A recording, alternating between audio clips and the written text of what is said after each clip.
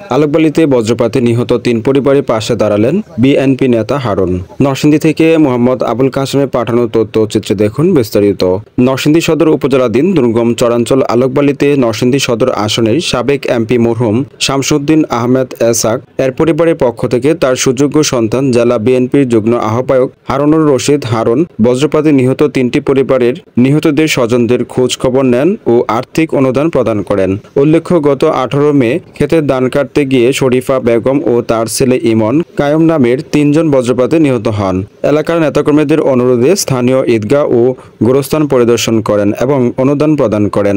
আলোকবালি ইউনিয়নের তরুণ সমাজের উদ্যোগে আলোকবালি টু কাজিরকান্দি সংযোগ কাঠের ব্রিজ এর কার্যক্রম পরিদর্শন করে এবং আর্থিক সহযোগিতা করেন।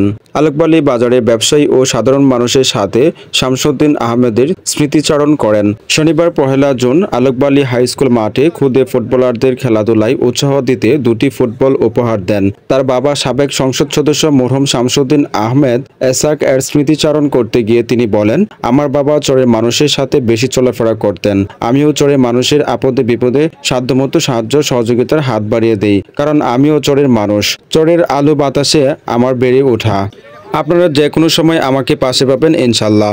এ সময় আরও উপস্থিত ছিলেন আলোকবালি ইউনিয়ন বিএনপির আহ্বায়ক শাহ আলম চৌধুরী, শেখ শামসু, শফিকুল ইসলাম স্বপন, সাবেক নরসিংদী জেলা ছাত্রদলের সভাপতি নজরুল ইসলাম ভুইয়া, মোহাম্মদ সেলিম ফকির, জিএম কামাল উদ্দিন ভান্ডারী, আকরামুল ইসলাম সমীর, রেজা ব্যাপারী, টিপু সুলতান, সাংবাদিক আবুল কাসেম, ডাক্তার কালু মেম্বার, ওসমান রানা, তানভীর আহমেদ বাপ্পি, মুহসিন উর রহমান, হজরত আলী মেম্বার, আমানুল্লাহ মেম্বার, সাদিকুল ইসলাম সাদ্দাম, সোহেল রানা, নাসির উদ্দিন, হুমায়ুন কবির, আব্দুল মতিন, সাহেব আলী সহ আলোকবালি ইউনিয়ন বিএনপির অন্যান্য নেতৃবৃন্দ এবং এলাকার গণ্যমান্য ব্যক্তিবর্গ।